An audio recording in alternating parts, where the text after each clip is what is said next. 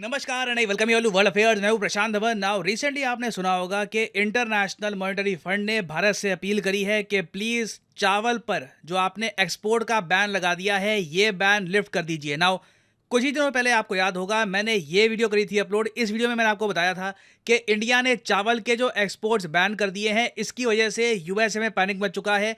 कई Indian American उसके अलावा जो एशियन कम्युनिटी के लोग हैं जो इंडिया के चावल परचेज करते थे उन्हें काफ़ी प्रॉब्लम हो रही है। और साथ ही साथ इस वीडियो में मैंने आपको यही बताया था कि in the future food shortage हो सकती है वर्ल्ड फूड प्रोग्राम के हिसाब से इन सब कंट्रीज में, Syria, Pakistan, central African Republic, Ethiopia, Kenya और अफ्रीका के कई और कंट्रीज में। तो इस स्थिति को देखते हुए ना आईएमएफ ने इंडिया को ये कहा है कि प्लीज अपना जो राइस का एक्सपोर्ट बैन है ये हटा दीजिए। और साथ ही साथ एक आप कह लीजिए वार्निंग भी दी है इंडिया को कि रिटेलिएटरी मेजर्स ना हो जाए। यहां पर आप देख पाओगे रशियन मीडिया ने इस पर यह हेडलाइन पब्लिश करी थी कि आईएमएफ ने थ्रेटन किया इंडिया को। ना मैं यहां पर यह बोल दूं, थ्रेटन तो नहीं किया इंडिया को, एक आप कह लीजिए एडवाइस ये दिया इंडिया को कि कल को बाकी कंट्रीज भी रिटेलिएटरी मेजर्स ना यूज करना स्टार्ट कर दे, उससे बाकी कंट्रीज को भी, दुनिया को भी बहुत सारी प्रॉब्लम्स आ सकती हैं। तो डिस्कस करेंगे यहाँ पर कि आईएमएफ ने कहा क्या है इंडिया के राइस एक्सपोर्ट बैन का और उसके अलावा कई और एग्रीकल्चरल कमोडिटीज के एक्सपोर्ट बैन का दुनिया पे क्या इंपैक्ट पड़ेगा। बहुत कुछ यहाँ पे आपको जानने को मिलेगा। मगर आगे बढ़ने से पहले यहाँ पे आपसे पूछूंगा एक क्वेश्चन ये है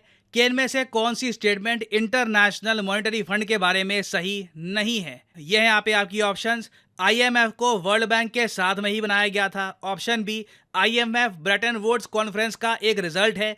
option C, World Economic Outlook की जो रिपोर्ट है ये आईएमएफ पब्लिश करता है। या फिर ऑप्शन डी, आज के समय 190 कंट्रीज हैं जो आईएमएफ के मेंबर हैं। बताइए इनमें से कौन सी स्टेटमेंट आईएमएफ के बारे में सही नहीं है। कमेंट सेक्शन में करिए आंसर। सही आंसर मैं आपको दूंगा वीडियो के एंड में। नाउ 20 जुलाई 2023 ये वो डेट है जब इंडिया ने नॉन वाइट बासमती राइस का जो एक्सपोर्ट है ये बैन कर दिया था। उसके बाद हमने देखा कि दुनिया भर में मीडिया ने इस पर बहुत आर्टिकल पब्लिश किए। ये कहा कि जो ग्लोबल प्राइसेस है चावल के इन पर बड़ा इंपैक्ट आएगा because of India's rice ban, क्योंकि इंडिया दुनिया का सबसे बड़ा एक्सपोर्टर है चावलों का। यूएसए के कई शॉप्स में हमने देखा कि इस टाइप के बोर्ड लग गए कि हर कस्टमर को एक राइस बैग मिलेगा, क्योंकि अगर एक कस्टमर 10-10 ले गया राइस बैग तो बाकियों के लिए बहुत ज़रा कम चावल हो जाएंगे। और ऐसा नहीं है कि ये सिर्फ एक स्टोर का दृश्य है, अक्रॉस यूएसए देखा गया कि चावलों का जो स्टॉक है ये लगातार कम हो रहा था। अब इसी दौरान ना इंटरनेशनल मॉनेटरी फंड, अब यहाँ पे आप कहोगे वेट, चावलों की बात हो रही है, एक्सपोर्ट्स की बात हो रही है, आईएमएफ यहाँ पर क्यों कूद गया। मैंने अपनी प्रीवियस वीडियो में आपको बताया था कि कई देश जो अब आईएमएफ के पैकेज के अंडर आ चुके हैं, मतलब पहले भी उनका पैकेज चल रहा था, अब और ज्यादा इन्होंने लोन ले लिया फ्रॉम आईएमएफ। ये बहाने लगाएंगे आईएमएफ को कि हम क्या करें, गेहूं के दाम बढ़ गए, चावल के दाम बढ़ गए, एल नीनो आ गया तो हम आईएमएफ को रीपेमेंट नहीं कर पाएंगे। तो इसलिए आईएमएफ ने इंडिया को यह कहा है कि जो आपने चावल का एक्सपोर्ट बैन कर दिया है ध्यान रखिएगा इसके रिटेलिएटरी मेजर्स ना आए। अब रिटेलिएटरी मेजर्स क्या होते हैं? रिटेलिएशन मतलब देखो, मैं किसी पे अटैक करूं, वो वापस अटैक करे तो उस आदमी ने रिटेलिएशन करी है। तो रिटेलिएटरी मेजर्स यही होते हैं कि बाकी कंट्रीज भी ये करना स्टार्ट ना कर दे। नाउ आईएमएफ ऐसा क्यों कह रहा है? आईएमएफ इसलिए कह रहा है क्योंकि इंडिया ने एक के बाद एक ऐसे कदम चले हैं जिससे दुनिया में इंडिया के जो फूड एक्सपोर्ट होते थे ये कम होते जा रहे हैं। फॉर एग्जांपल, हमने गेहूं के जो एक्सपोर्ट है इस पर बैन लगा दिया। मई के महीने में, मई 2023 में जब सरकार से पूछा गया कि जो वीट पर आपने एक्सपोर्ट बैन लगा रखा है ये हटाओगे, सरकार ने कहा ऐसा करने के कोई अभी के लिए चांसेस नहीं है। उसके अलावा जो इंडिया शुगर एक्सपोर्ट करता था उसमें भी कुछ रुकावटें हैं और मोस्ट प्रॉब्ली जिस तरीके से भारत का एथनॉल प्रोग्राम अभी फैल रहा है, बड़ी अभी अनाउंसमेंट होनी है उससे रिलेटेड, तो इंडिया के जो शुगर एक्सपोर्ट्स हैं ये भी काफी कम रहने वाले हैं। तो चीनी, गेहूं, चावल इंडिया दुनिया में बहुत ज्यादा कम एक्सपोर्ट कर रहा है। तो ये सब देखकर आईएमएफ ने कहा है कि कोई बड़ी बात नहीं है कि कल को बाकी जो बड़े एक्सपोर्टर्स हैं फूड के वो भी कह दे कि हमें अपनी जनता के बारे में सोचना होगा, तो अभी के लिए हम एक्सपोर्ट्स बैन कर रहे हैं। क्योंकि जिस तरीके से वीट, चावल के मामले में, इवन शुगर के मामले में आप कह सकते हैं इंडिया चैंपियन कंट्री एक्सपोर्ट के मामले में। कई और फूड आइटम्स हैं जैसे कि बार्ले, बकवीट, ये हमारे यहाँ कम खाते हैं मगर इंटरनेशनली ये खूब बिकता है। ओट्स है, राई है, ये सब चीजें जो हैं इनके जो बड़े एक्सपोर्टर्स हैं अगर इन्होंने भी रिटेलिएटरी मेजर्स में एक्सपोर्ट करना बंद कर दिया तो ग्लोबली फूड शॉर्टेज की प्रॉब्लम खड़ी हो जाएगी। और ऐसा नहीं है कि ये बात सिर्फ आईएमएफ ने करी है, इंडिया में भी आप देखोगे कई एक्सपर्ट्स हैं इस मामले में, उन्होंने आर्टिकल्स पब्लिश किए हैं, अपना व्यू शेयर किया है कि इंडिया ग्लोबल साउथ का लीडर कैसे बन सकता है अगर हम ग्लोबल साउथ को फीड भी नहीं कर पाए। ये जो ग्लोबल साउथ है इसके बारे में मैं आपको बता दूं, मैंने कुछ महीने पहले ये वीडियो करी थी अपलोड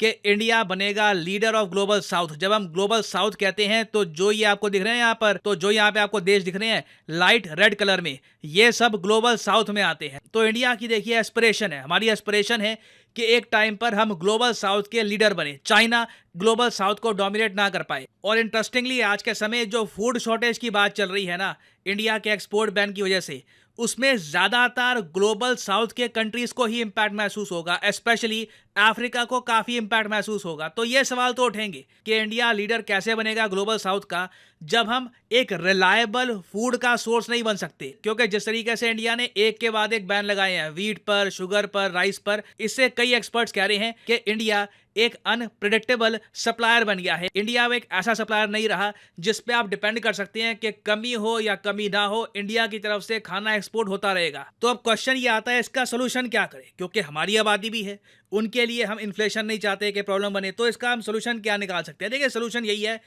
कंट्री स्पेसिफिक हमको एक्सपोर्ट करना होगा। ये चीज हम पहले कर चुके हैं, आपको याद होगा गेहूं के एक्सपोर्ट पे हमने बैन लगाया, मगर इजिप्ट देश के लिए हमने एग्जाम्पशन ऑफर करी और इजिप्ट को बैन के बावजूद हमने गेहूं एक्सपोर्ट किया और ये भी कहा कि कल को कोई और देश है जहां पर गेहूं की बहुत ज़्यादा आवश्यकता है, प्रॉब्लम्स आ रही हैं, तो हम वहां पर गेहूं एक्सपोर्ट करने को तैयार होंगे। तो सेम केस कहीं ना कहीं हमको राइस के केस में भी करना होगा कि अगर कोई देश है जहां पे बहुत ज़्यादा प्रॉब्लम आ रही है, उनको चावल की नीड है, तो केस टू केस बेसिस पर परहैप्स इंडिया एक्सपोर्ट कर सकता है। और ये बात देखिए ग्लोबल मीडिया तक पहुंचाना बहुत ही इंपॉर्टेंट है। काफी बार क्या होता है कि सरकार तो पॉलिसी बना लेती है, मगर ग्लोबल मीडिया बार बार ये रिपोर्ट करता है कि इंडिया के एक्सपोर्ट बैन की वजह से नुकसान हो जाएगा, जबकि इनको ये भी रिपोर्ट करना चाहिए कि अगर कोई अफ्रीका में बहुत गरीब देश है, उनके पास खाने की बहुत कमी है, तो वहां पे इंडिया एक्सपोर्ट करने को रेडी भी है। तो यहाँ पे मैं जानना चाहूंगा आपसे आपका ओपिनियन कि आपके हिसाब से इंडिया को क्या करना चाहिए। ये एक बहुत ही ज़रा जटिल प्रॉब्लम है, दुनिया का सोचें या खुद का सोचें,